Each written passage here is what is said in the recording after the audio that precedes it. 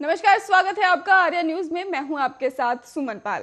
संसद में ही बजट सत्र के दौरान राष्ट्रपति के अभिभाषण पर चर्चा का जवाब देते हुए प्रधानमंत्री नरेंद्र मोदी ने सोमवार को कोरोना काल में प्रवासियों को लेकर जो बातें कही हैं उसे दिल्ली के सीएम अरविंद केजरीवाल ने झूठा करार दिया है।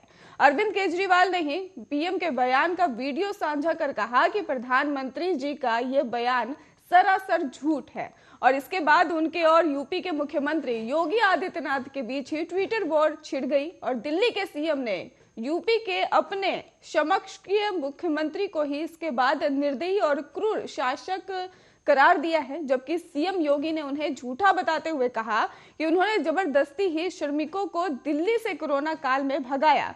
दिल्ली आपको बता दें कि सीएम ने ही ट्वीटर करते हुए कहा कि देश उम्मीद करता है कि जिन लोगों ने कोरोना काल की पीड़ा को सहा, जिन लोगों ने अपने को खोया, प्रधानमंत्री जी उनके प्रति संवेदनशील होंगे।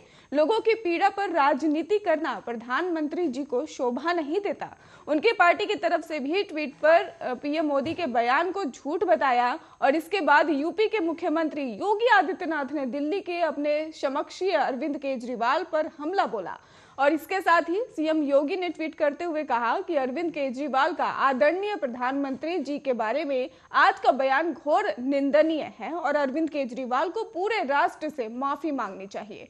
गोस्वामी तुलसीदास जी ने उनके जैसे लोगों के बारे में ही कहा है कि झूठई लेना और झूठई देना और झूठई भोजन झूठ चबेना। इस ट्वीट के बाद सीएम योगी ने एक और ट्वीट किया जिसमें उन्होंने लिखा, सुनो केजरीवाल, जब पूरी मानवता कोरोना की पीड़ा से कराह रही थी उस समय आपने यूपी के कामगारों को दिल्ली छोड़ने के पर विवश किया और छोटे बच्चों और महिलाओं तक को आधी रात में यूपी की सीमा पर असहाय छोड़ने जैसा अलोकतांत्रिक और अमानवीय कार्य अपनी सरकार ने किया है।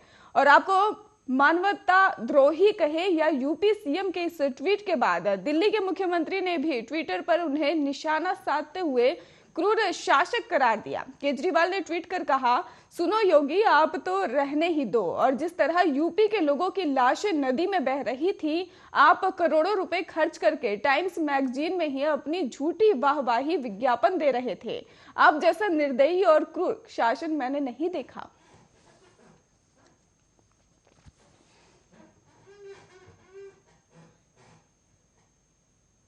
यूपी चुनाव में ममता बनर्जी की एंट्री हो गई है। आज ममता बनर्जी समाजवादी पार्टी के प्रमुख अखिलेश यादव के लिए वर्चुअल रैली करेंगी और ममता बनर्जी और अखिलेश यादव ही आज सुबह 11:30 पर ही सपा ऑफिस में ही साझा प्रेस कॉन्फ्रेंस करेंगे। इसके साथ ही संबोधित भी करेंगे। आपको बता दें कि यूपी में ही बीजेपी को टक्कर दे रहे अखिलेश यादव सोमवार को ही ममता बनर्जी का स्वागत करने एयरपोर्ट पहुंचे थे। इस दौरान ममता बनर्जी ने खुलकर अखिलेश का साथ देने का ऐलान किया था। और बताते चले आपको कि आज ममता बनर्जी और अखिलेश यादव एक साथ वर्चुअल रैली और प्रेस कॉन्फ्रेंस करेंगे। और इससे पहले कोलकाता से ही ममता ने अखिलेश के पक्ष में ही नारा बुलंद किया था। उन्होंने कहा था कि मैं चाहती हूं कि बीजेपी हारे और समाजवादी पार्टी जीत जाए। यूपी को आगे दिशा दिखाने के लिए समाजवादी पार्टी जीते। दिलचस्प ये है कि ममता बनर्जी उत्तर प्रदेश में एक भी सीट पर चुनाव नहीं लड़ रही हैं, लेकिन अखिलेश को नैतिक समर्थन के लिए ही लखनऊ पहुंची हैं। और सिर्फ इतना ही नहीं, ममता बनर्जी पीएम मोदी के संसदीय क्षेत्र वाराणसी में भी दर्शन भी करेंगी।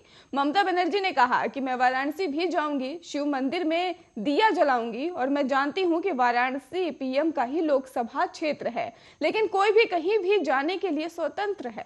ममता का समर्थन भले ही नैतिक हो, लेकिन इसे विपक्ष जो है उसको वोटों की ही ध्रुवीकरण में अखिलेश को मदद मिल सकती है और इसलिए ममता के दौरे पर राजनीति शुरू हो गई है। विपक्ष का आरोप है कि अखिलेश और जयंत की जोड़ी फेल हो चुकी है, तभी तो ममता बनर्जी को यूपी में आना पड़ रहा है। ममता का आगमन ये साबित कर रहा है कि सपा किस तरह से रणभूमि में कमजोर पड़ी है।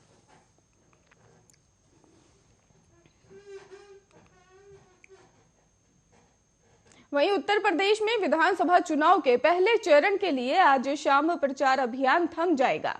पहले चरण में ही प्रदेश के 11 जिलों शामली, मेरठ, मुजफ्फरनगर, बागपत, हापुड़, गौतम बुद्ध नगर, गाजियाबाद, बुलंदशहर, मथुरा और आगरा और अलीगढ़ की कुल 58 सीटों के लिए 10 फरवरी को मतदान होगा। और इसी वजह से आज कांग्रेस महासचिव प्रियंका गांधी हस्तिनापुर, मथुरा और खेरागढ़ विधानसभा में कांग्रेस प्रत्याशियों के पक्ष में डोर टू डोर प्रचार करेंगी। वो सुबह 11 बजे मवाना हस्तिनापुर में डोर टू डोर प्रचार अभियान का हिस्सा रहेंगी, तो वहीं वो दोपहर 1:30 बजे के आसपास ही मथुरा के विश्राम घाट पर ही यमुना पूजन और डोर टू डोर अभियान में सम्मिलित होंगी और दोपहर 3:30 बजे ही खेरागढ़ में ही ककरोह चौराहा से ही उदगर चौराहा तक वो डोर टू डोर अभियान का पार्ट रहेंगी।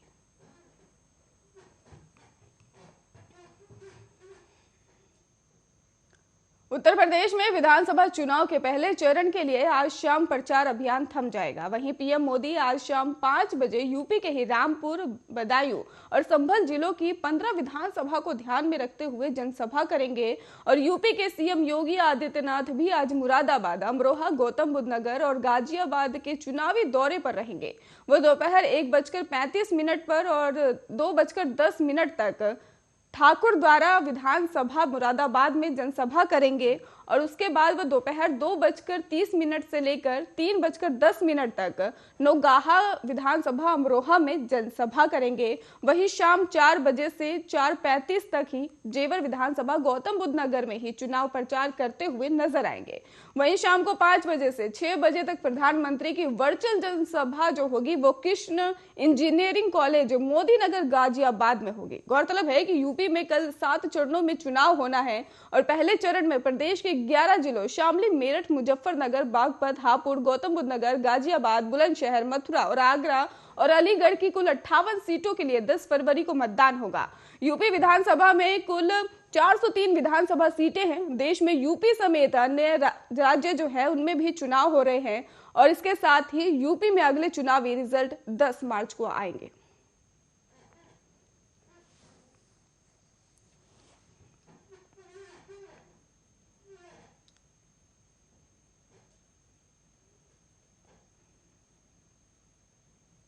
अमरोहा के हसनपुर में पहुंचे ओवैसी ने ही प्रधानमंत्री नरेंद्र मोदी और मुख्यमंत्री योगी आदित्यनाथ सहित समाजवादी पार्टी पर ही जमकर निशाना साधा। ओवैसी ने कहा कि पीएम मोदी चीन का नाम लेने से भी डरते हैं और इसके साथ ही मुख्यमंत्री योगी आदित्यनाथ को तो मौसम वैज्ञानिक होना चाहिए था। हसनपुर में जनसभा को संबोधित करते हुए ओवैसी ने गृह मंत्री अमित शाह द्वारा संसद में दिए गए बयान पर कहा कि वो मुझे सिक्योरिटी देने की बात करते हैं, लेकिन मैंने सिक्योरिटी लेने से इनकार कर दिया है और क्योंकि मेरे लिए मेरे लोग सलामत रहें तो मैं सलामत रहूंगा।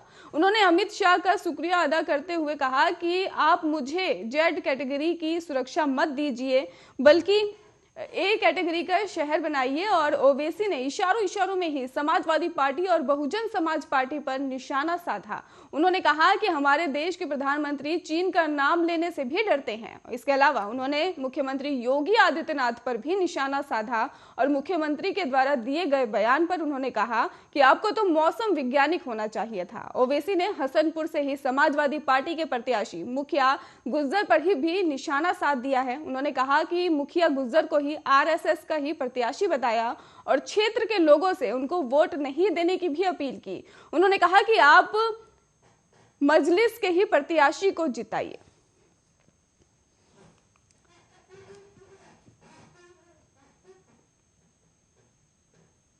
इटावा जसवंत नगर विधानसभा में अपने समर्थकों के बीच सपा बसपा गठबंधन को लेकर केवल एक सीट मिलने को लेकर शिवपाल सिंह यादव का दर्द सामने आ गया है। शिवपाल ने समर्थकों से कहा कि हमने बीजेपी को हटाने के लिए अपनी पार्टी का त्याग और बलिदान कर दिया। हमने तो अखिलेश से ही 100 सीट मांगी थी लेकिन मिली बस 1 सीट। अब इसका बदला मुझे प्रदेश में सबसे बड़ी जीत कराकर देना है। और चाचा शिवपाल ने कहा कि भतीजे अखिलेश से मेरा कंपटीशन अब इस बात का है कि देखें किसकी बड़ी जीत होती है। जसवंत नगर सीट से मेरी या अखिलेश की, करहल से प्रसपा के प्रदेश उपाध्यक्ष रघुराज शाक्य की बीजेपी में जाने को लेकर उन्होंने कहा कि वे टिकट न मिलने से नाराज चल रहे थे और शिवपाल सिंह का ही अपने विधानसभा जसवंत नगर में एक मीटिंग के दौरान सपा गठबंधन से सीटें न मिलने को लेकर ही समर्थकों के बीच दर्द जुमा पर आया और शिवपाल ने कहा कि मैंने अपनी पार्टी का त्याग और बलिदान कर दिया और हम प्रदेश में ही अपना रथ लेकर भी निकले। जगह जगह पूरे प्रदेश में स्वागत भी हुआ और पूरे प्रदेश में लोगों का कहना था कि एक हो जाओ, इसलिए हमने बीजेपी को हटाने के लिए त्याग किया। 1 साल पहले हमने 100 प्रत्याशियों की घोषणा कर दी थी। तब कहा गया था कि ज्यादा है और अब मैंने उसमें से ही 65 की सूची कर दी। और शिवपाल ने आगे कहा कि अब अखिलेश से बात हुई, तब उन्होंने कहा ये ज्यादा है, तब उसको 45 कर दिया, फिर से उसको ज्यादा बताया और जब लिस्ट आई तो केवल 1 सीट निकली। हमने कहा कि हमारे जीतने वालों को टिकट दे दो। अगर समीक्षा होती तो हमारे 20 लोग जीत कर आ रहे थे, लेकिन ये नहीं हुआ। अब इसका बदला ऐसे लेना है कि प्रदेश में मेरी सबसे बड़ी जीत होकर आए। शिवपाल ने कहा कि अब हमारे और अखिलेश के बीच कंपटीशन है कि बड़ी जीत किसकी होगी।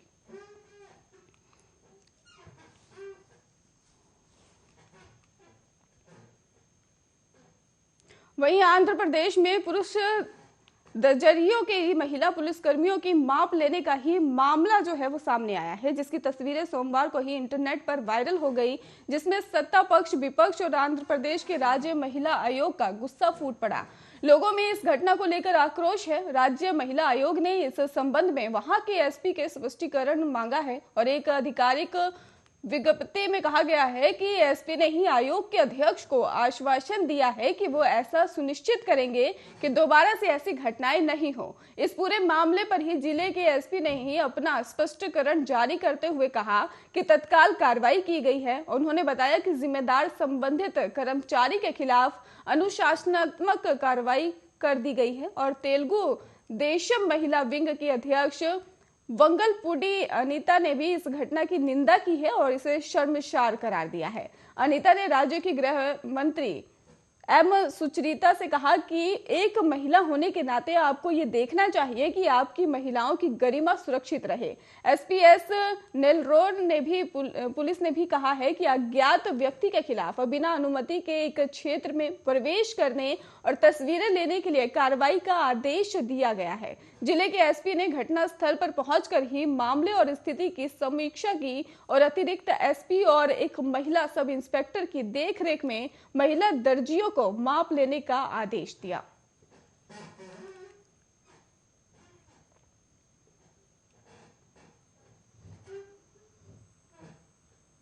भारत में कोरोना का कहर अब पहले से कम हो गया है। करीब 1 महीने के बाद लगातार दूसरे दिन कोरोना के नए मामले 1 लाख से कम दर्ज किए गए हैं। देश में पिछले 24 घंटे में ही 67,597 नए कोरोना केस आए हैं और इसके साथ ही 1,188 संक्रमितों की जान चली गई है, जबकि इससे एक दिन पहले ही कोरोना के 83,876 नए मामले सामने आए थे। आपको बताते चले कि 896 लोगों की जान चली गई थी और अच्छी बात यह है कि पिछले 24 घंटे में 1,80,456 लोग कोरोना से ठीक हुए हैं और यानी कि 1,14,000 एक्टिव केस कम हो गए हैं। कोरोना महामारी की शुरुआत से लेकर अब तक कुल 4,23,29,611 लोग संक्रमित हुए हैं।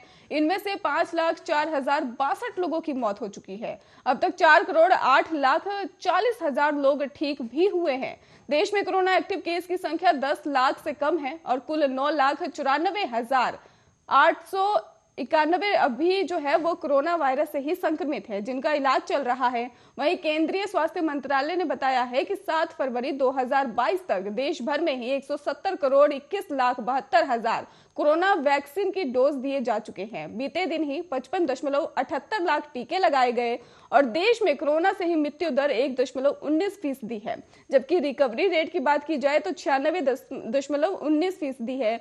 एक्टिव केस 2.62% है। कोरोना एक्टिव केस मामले में ही दुनिया में भारत अब 11वें स्थान पर है।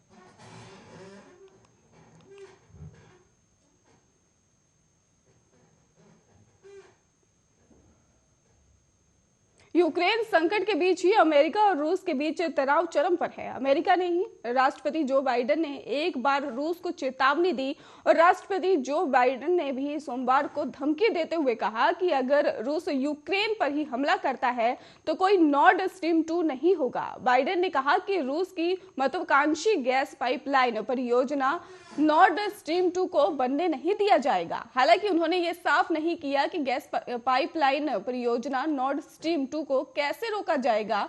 और यूक्रेन की सीमा के पास रूसी सैनिकों ने जमावड़े के बाद से ही अमेरिका काफी सतर्क है और रूस के हर एक चाल पर निगरानी बनाए हुए है। जर्मन चांसलर ओलाफ स्कोल्ज के साथ ही एक ज्वाइंट संवाददाता ने सम्मेलन में ही बोलते हुए राष्ट्रपति जो बाइडेन ने कहा कि अगर रूस यूक्रेन पर आक्रमण करता है तो गैस पाइपलाइन परियोजना नॉर्ड स्ट्रीम 2 को आगे बढ़ने नहीं देंगे और हम इसे खत्म कर देंगे। जब बाइडेन से ये पूछा गया कि वो ऐसा कैसे करेंगे तो उन्होंने जवाब देते हुए बस इतना कहा कि मैं आपसे वादा करता हूं कि हम इसे करने में सक्षम होंगे।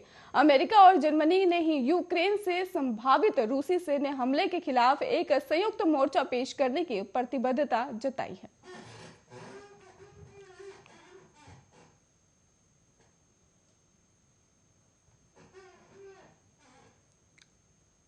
अडानी समूह के चेयरमैन गौतम अडानी ने एशिया के सबसे धनवान शख्स के स्थान पर ही कब्जा कर लिया है और लिस्ट में ही गौतम अडानी ने मुकेश अंबानी को पछाड़ दिया है।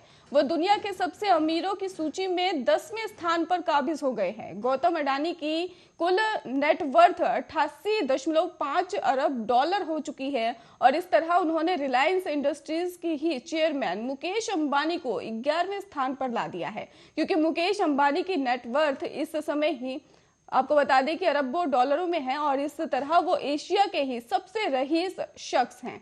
आपको बताते चले कि फोर्ब्स की सूची में ही गौतम अडानी ने मुकेश अंबानी को पीछे छोड़ दिया था। हालांकि गौतम अडानी ने ही ब्लूमबर्ग बिलियनियर्स इंडेक्स में भी 10वें स्थान पर ही पहली बार कब्जा किया है और इससे साल से ही पिछले साल की अगर बात की जाए तो उससे भी कई बार गौतम अडानी की संपत्ति में जोरदार इजाफा आने की खबरें सामने आ रही थी और अब इस लिस्ट के सामने आने के बाद साफ हुआ है कि इस साल कमाई के मामले में अडानी की नेटवर्थ 12 अरब डॉलर से ज्यादा बढ़ी है और इस साल ही रिलायंस के शेयरों में भी गिरावट आने और कुछ अन्य कारणों से ही मुकेश अंबानी की संपत्ति 2.7 अरब डॉलर कम हो गई है और इसी कारण से वो 10 स्थान से ही 11वें स्थान पर आ गए हैं और इस लिस्ट में ही फेसबुक के ही मार्क जुकरबर्ग 13वें स्थान पर फिसल गए।